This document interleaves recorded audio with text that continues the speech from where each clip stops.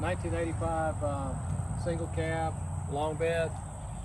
I had my eye on this truck in Texas for about 3 years before I could buy it. The guy that I bought it from, actually, I bought it from his widow.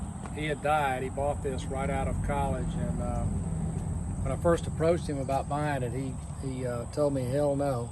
And then the next time I went there was a couple of years later, and I approached it a little different way. That time I walked up the door, knocked on the door, and his widow came to the door, and I said, "You mind if I look at the truck?" So she said, "Sure." And I had no idea what it was. I just knew that it was an older Toyota. I could see just a piece of it. So I went around and kind of peeled back the fence and looked, and first thing I saw was the square headlights, the rectangular headlights, and I knew that it was an 85 or 84. Then I saw fuel injected, then I saw single cab, and I was like, oh boy, this is nice. Make a long story short, the truck had sat there for 18 years. It had had a freeze plug come off the block or get loose, and the truck overheated, and as a result of that, the engine locked up. And the guy that owned it had been a drug user, and he did not have any money, nor did he have a way to be able to fix it. So he tried to do his best to figure out what was wrong with it, and he never could find that it was the back plug on the back of the block. So I asked the widow what she wanted for the truck, and she said it's not worth anything, it doesn't run, it's broken, and I said, well, since it's worth something, I said, tell me what you want for it, and if it's not too big a price, I'll buy it. So I ended up getting the truck from her, or just basically starting another truck up that she had on the place, another Toyota, getting it running, put it on a tow trailer, brought it home, thought I could get the engine running, and could not. And so I made the decision then that I was going to make it a goal of mine to get this thing running and really get it looking good. So I contacted 22R Performance. I talked to Jim Putney, and I knew he was premier engine builder, and I said, look, this is what I want. My goal is to get this truck rolling and really get it to be the best it can be. So it took about a year, and Jim built this engine for it, and I told him I wanted a very virgin block, did not want one that had been bored before. He was able to find that for me, and we went in and had the powder coating done to the various components here you're seeing, and just really tried to make this engine everything it could be to continue to be true to being a OEM type 22RE engine. Ended up, the truck was at the same time we were doing the engine, I had the transmission rebuilt. I had the transfer case cracked open and looked at to make sure everything was good there. Had the axles rebuilt, hubs rebuilt, brakes all rebuilt, and it just kind of went from there. There really wasn't any component of the truck. Clutch was rebuilt, new brake master. I mean, it was just a lot to it. But I called out there and I said, Jim, I guess it's time to ship the truck back home. He said, no. He said, you fly out here and drive it back. I said, my gosh, that's a long ways to Mississippi. He said, that truck will do fine. So my wife and I drove out, or flew out there. We picked up the truck one Friday, and we pulled out of there and we drove all the way home with it and never had a problem. That's pretty rare in my book. But anyway, since then I've gotten it back. I've re-geared it to 488 Revolution gears, which are Korean-made gears, and that's kind of what I settled on. It was either going to be that or Yukon. I had an ARB bumper put on it in the front. I had a Smittybilt that I bought and had powder coated put on the back. That may go with the truck, I just don't know. I had an 8,000 pound Warn winch, and you can see, you can look here at the spool, it's never even been used. The engine itself is has got about 10,000, 12,000 miles on it, the engine that Jim built. And then it is locked. It's factory, it's got a factory E-locker in the back, and that's actually a brand new E-locker that I ordered before Toyota discontinued them, and I had it put up. And by the way, you're seeing the truck unwashed. It's not washed or cleaned up at all. But that E-locker is in the back, and I did go at that point and I put Old Man Emu springs on it and shocks, which gave it about a 2.5 inch lift. It's got 33s on it.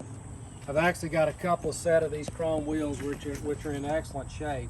These are dirty right now. They got a little bit of dirt on them, but they're in excellent shape. All of the exhaust system is new. Come around here and look at the pinion, and you can see that the E-locker is, I mean, literally pristine. Drive shafts are new, and it's just hard to really think of anything that I didn't replace on this vehicle. All the tie rods in the front and linkage is new. It drives very well. As far as the work list is concerned, I can't think of a lot that I would do with the truck right now as far as something different that I've not already done. It's all mud. One thing that's kind of unique, and I'll let him show you this in the video, is he had a plastic bed liner in this, and it was up under a pear tree, and I don't know whether it was the acid from the pear tree or what, but it preserved the paint perfectly. And I mean, the bed is dirty right now because there's leaves in it and there's debris because it's been sitting out here with a couple of storms coming through. But you can see the paint job on the side of this thing, and there's no rust on the vehicle at all, other than just a couple of places that you'll see on the bed of the vehicle where it's rubbed, and there's a tiny bit of, you know, surface rust where it may have rubbed a little bit. But most of the patina is something that I actually decided to leave like it was. I didn't want to change the patina on the vehicle. As far as the underside of it, I think he just videoed that. You can see this is almost a rust-free vehicle when it comes to that. It does have a new fuel tank, new sending unit, and as I already told you, all the brakes have been redone on it. New drive shafts, new exhaust. I've already been through all of that.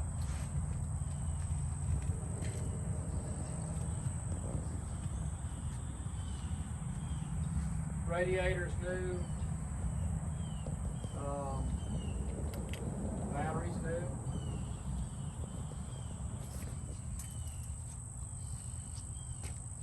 new. Even the exhaust manifold was replaced. All the coolant was flushed. It does have upgraded air conditioner from the R12. It has been upgraded already.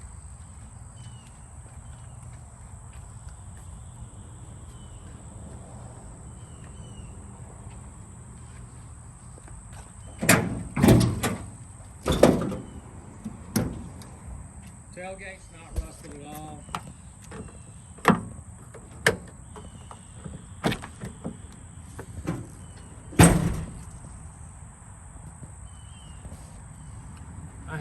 I had custom carpeting.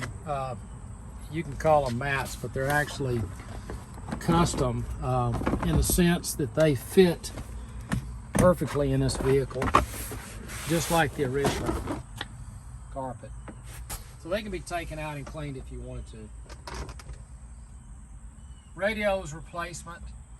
It's not extremely modern, but it's a replacement to the one that was in there. I think a lot of people use the Alpine. No cracks in the dash.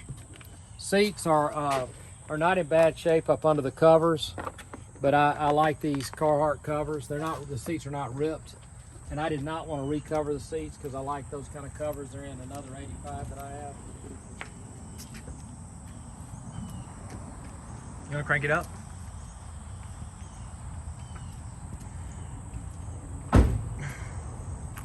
Also, the hubs were replaced. It had worn hubs on it when I got it, and I put Aisin hubs on it. And as I said, all the axles were reworked. Give it a crank.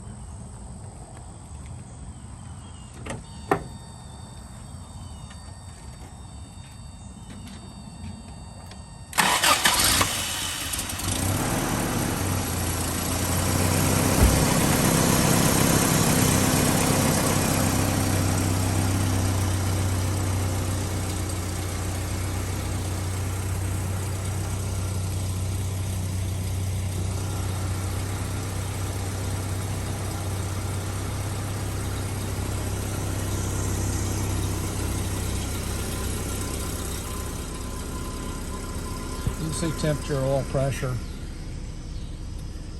The cluster is a replacement cluster. for obvious reasons after it sat 18 years. So the cluster is going to be true to my book that I have that indicates what the mileage was when we swapped the engine out.